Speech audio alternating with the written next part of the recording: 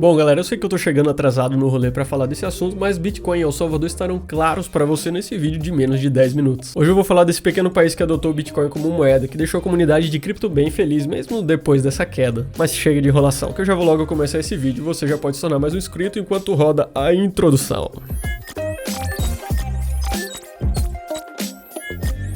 Não, galera, eu não dou conta de gravar esse vídeo inteiro rimando, tá? Esses últimos dias eu ganhei um monte de inscritos, então se você é novo aqui, eu simplifico o universo das criptomoedas em um português bem claro. Pelo menos tento fazer isso. E claro, não custa lembrar que essa mídia é meramente informativa e não é uma recomendação de investimento. Então hoje o assunto é El Salvador e sua adesão do Bitcoin como moeda. Eu vou tentar simplificar esse assunto pra gente entender um pouco mais sobre esse marco histórico no universo das criptos. Mas por que eu decidi falar disso só agora? Mesmo com um monte de outros vídeos já tocando nesse assunto e de maneira bem legal, clara, transparente, feliz, animada, porque agora a poeira baixou e o pessoal deu uma acalmada nos rabito. E tem alguns detalhes aí que é importante a gente olhar com mais calma. Mas além disso, eu vou tentar fazer a minha parte, que é tentar simplificar esse assunto e também falar pra vocês um pouco do andamento de como que tá a adesão do Bitcoin como moeda lá em El Salvador, beleza? Então vamos lá, ponto 1, a gente tem que dar uma contextualizada rápida sobre El Salvador. E eu aposto que a maioria de vocês nem tinha ouvido falar de El Salvador até o Bitcoin ser aceito lá como moeda. Ou talvez alguns de vocês já tenham até ouvido falar por causa do Bitcoin Beach. Eu vou falar disso um pouquinho mais pra frente. É bom lembrar que a gente tá falando de um país que tem uma área menor do que o Sergipe, com mais ou menos 6 milhões e meio de habitantes, e só pra gente ter uma noção, isso aí é menos que a população do Rio de Janeiro, cidade.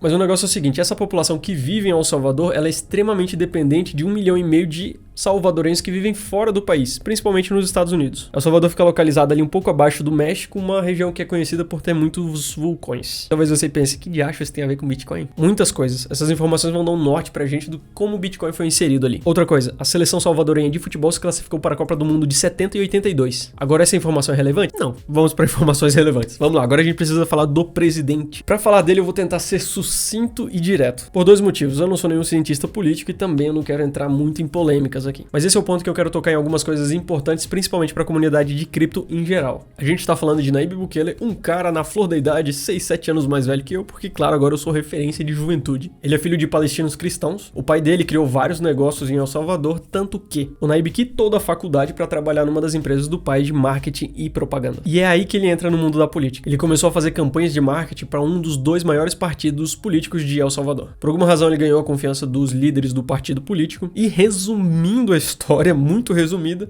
ele se candidatou a prefeito da capital de El Salvador e ganhou. Por ser jovem, atualizar o pessoal pelas redes sociais, ser carismático, ele aumentou seu número de seguidores e apoiadores muito rápido. Uma grande aceitação e também muito popular. Para vocês terem ideia, vocês podem acompanhar ele no TikTok. E não é uma gravaçãozinha, é uma produção que o pessoal faz justamente focado naquela mídia social. Mas com grandes poderes vêm grandes buchas também. E ele foi expulso do partido por problemas internos. Mas ele não desistiu, ele criou seu próprio partido, se aliou com outros partidos e se candidatou a presidente e ganhou. Mas agora temos algumas informações importantes aí. Com as eleições de 2021, o partido do Nayib representa 65% do Congresso. Em outras palavras, qualquer projeto de lei que ele queira passar, vai passar. Os únicos órgãos governamentais que seriam oposição a ele seriam a Suprema Corte e o Procurador-Geral. Da Suprema Corte, ele substituiu alguns juízes próximos a ele. Na América Central, El Salvador entra numa crise política depois que o Congresso destituiu magistrados da Corte Suprema numa medida fortemente criticada pela comunidade internacional. E ele fez o mesmo com o Procurador-Geral.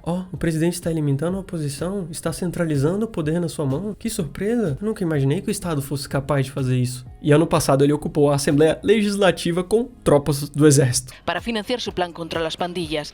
Depois que o pessoal tinha se recusado a aprovar um projeto de lei de gastos contra o crime. E é por isso que tem algumas pessoas chamando ele de ditador. Até o momento eu só tô dando algumas informações gerais pra vocês que vocês podem conferir essas informações. Então, don't kill the messenger. E pra encerrar esse ponto eu quero pegar uma frase dele aqui, tá? Ele disse: se você for no McDonald's e eles disserem que não aceitam Bitcoin, eles vão ser obrigados por lei a aceitar. E é aqui que eu quero dar minha opinião sobre esse ponto. Mesmo que você não pense como eu penso o seguinte: o Estado é uma gangue com alto orçamento que é bancada com um dinheiro roubado que a gente chama de imposto. Mesmo que você ache que imposto é necessário, que o Estado é bom e qualquer conversa desse tipo, o mínimo que a gente precisa é ter cuidado com quem a gente coloca no pedestal e começa a tratar como se essa pessoa fosse um embaixador das criptomoedas, do Bitcoin e da descentralização. Não tô dizendo que não devemos valorizar o que está acontecendo, mas é necessário um certo cuidado aí. Se você tem um negócio em El Salvador, você é obrigado a aceitar Bitcoin. O problema de tudo isso é que o Bitcoin ele foi criado com um ideal diferente. O objetivo do Bitcoin é a descentralização do poder monetário e dá para as pessoas uma outra opção que não seja controlada pelo Estado quando a gente fala de dinheiro. E eu não tenho certeza se o Bukele é realmente alguém que está buscando a descentralização do poder. Então eu tomaria um certo cuidado em usar ele como uma referência, como alguém que representa a descentralização, como alguém que está a favor das criptomoedas, porque elas não são necessariamente talvez aquilo que ele faz. E eu tô colocando um monte de talvez, quem sabe, pode ser, porque eu não quero emitir necessariamente um julgamento, mas eu quero trazer a necessidade da gente tomar cuidado com isso. Um amigo meu resumiu bem essa ideia na seguinte frase: quem adotou o Bitcoin foi El Salvador e não Nayib Bukele. Falando nele... gente... Vim aqui roubar uns views do Tim. Então tenho certeza que você vai curtir o nosso vídeo lá no canal do Contos do Cripto. O tema é o mesmo, só que em vez de ter só esse mané falando, tem mais 3 mané. Espero vocês lá. Valeu, Esteu. Então vai lá depois dar uma olhada no Contos do Cripto, onde a gente tem algumas pessoas com pontos de vista diferentes falando sobre o mesmo assunto, e no caso ali, criptomoedas. Voltando pra cá, o mandato do Nayib termina em 2025. E segundo a Constituição salvadorenha, ele não pode se recandidatar. A pergunta é, ele vai largar o osso? Talvez esse seja um bom norte pra gente entender que tipo de líder ele é. Meu ponto aqui é apenas lembrar que Bitcoin é descentralização de poder. Outro ponto que eu quero trazer aqui é a relação El Salvador e dólar. E você sabe por que El Salvador usa o dólar e não a sua moeda nacional, o Colon? Nomezinho de moeda, meu Deus. E o motivo é a combinação de 2 fatores que impactaram diretamente e negativamente a moeda local: remessas estrangeiras e risco país. Cerca de 20% da população de El Salvador, que nem a gente falou, vive fora do país e enviam dinheiro para os parentes que vivem dentro do país. A gente tá falando de um valor equivalente a 6 bilhões de dólares por ano. Eu sei que pra gente que é brasileiro isso não parece muito, porque sei lá, a gente deve gastar isso com o quê? Propaganda política. Mas para El Salvador isso é o equivalente a 25% do PIB. O quê? Você já deixou um like? Eu vejo que você é uma pessoa de bom gosto. Aproveitando, já se inscreve aí também. Então, antes de 2001, quem recebia dinheiro de fora recebia em dólar. E tinha que trocar isso quase que imediatamente por Colon salvadorenha, que era a moeda local, para poder usar esse dinheiro no mercado local. Ou seja, tinha uma demanda muito grande para comprar Colon quando o dólar chegava. Isso resultou numa demanda muito alta pelo Colon, o que fez com que ela se valorizasse. Mas essa valorização foi artificial. Quem é economista aí pode confirmar se essa é uma valorização artificial. Deixa aí nos comentários aí só para eu ter certeza. Que de bônus ainda deixou as exportações do país menos competitivas. Mas outra coisa também foi o risco país. Risco país, como o próprio nome diz, é o risco de investir naquele país, que pode ser definido como um indicador de grau de instabilidade econômica do país. Vai dizer para o investidor estrangeiro qual o risco dele colocar a grana dele naquele país. Queria que tivesse um risco país para empréstimo de dinheiro para as pessoas, né, Cleison? Mas para simplificar, adotando o dólar como moeda, El Salvador teria seu risco de investimento reduzido, que seria mais atraente para investidores estrangeiros. Por isso, El Salvador decidiu usar o dólar como moeda. Mas mesmo usando o dólar como moeda, 70% da população salvadorenha é desbancarizada, não tem acesso a serviços bancários. E é aí que entra o Bitcoin. Mais especificamente, o Bitcoin Bit. Para o pessoal que está mais inteirado no mundo das criptos, mesmo antes de El Salvador adotar o Bitcoin como moeda, provavelmente já ouviu falar de Bitcoin Bit. Mas caso não tenha, este é um pequeno vilarejo de 3 mil habitantes em El Salvador chamado El Zonte. Em 2019, um doador anônimo doou bitcoins para a comunidade que fica na praia por meio de organizações sem fins lucrativos. O objetivo? Criar um ecossistema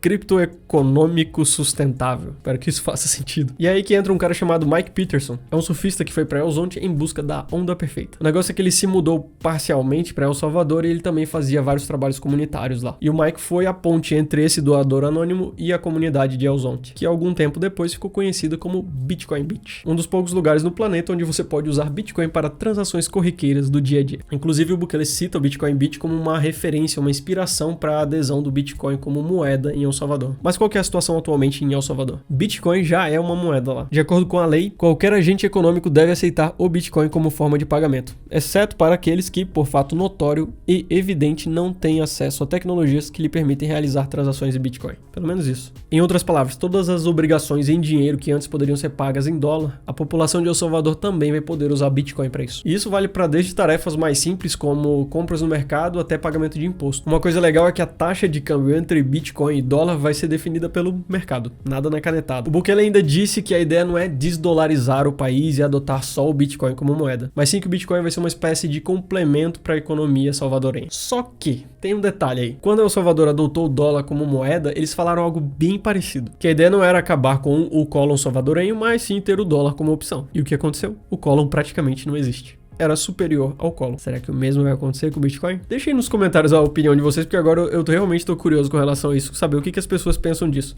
Se o dólar foi capaz de acabar com o Colon dentro do país, Será que o Bitcoin pode fazer o mesmo com o dólar? Outra coisa, com certeza os impactos ambientais é um dos assuntos mais polêmicos aí do Bitcoin, e principalmente com o El Salvador adotando o Bitcoin como moeda, isso levantou também essas questões e várias críticas com relação ao país por causa do Bitcoin é malvado para a natureza e afins. Não é à toa que o Elon Musk parou de aceitar Bitcoin na Tesla. Mas a ideia do Bukele é aproveitar os recursos naturais do país, e aí, como a gente falou da localização geográfica, é um lugar onde tem muitos vulcões, e a ideia é usar eles para oferecer energia renovável a baixo custo. Outra coisa, uma pesquisa realizada pela Reuters, com cerca de 1.200 salvadorenhos, teve alguns dados talvez não tão positivos, ou que pareçam não positivos. Pelo menos é assim que a mídia tá colocando. Quase metade dos entrevistados, ou seja, 46%, não sabiam nada sobre Bitcoin. E cerca de 65% deles não estavam abertos a aceitar Bitcoin como pagamento. Eu sei que isso pode não parecer tão positivo, mas a gente pode olhar por outro lado. O que seria o oposto, seria 44% da população tem algum conhecimento sobre Bitcoin. E outros 35% da população estariam abertos a receber pagamentos em Bitcoin. Esses parecem números até positivos para mim. Imagina isso para um país grande como o Brasil, por exemplo. Imagina se 35% da população brasileira estivesse aberta a aceitar pagamentos em Bitcoin. O negócio é que no caso de El Salvador, talvez isso se intensifique ainda mais por causa que a gente está falando de uma população que é 70%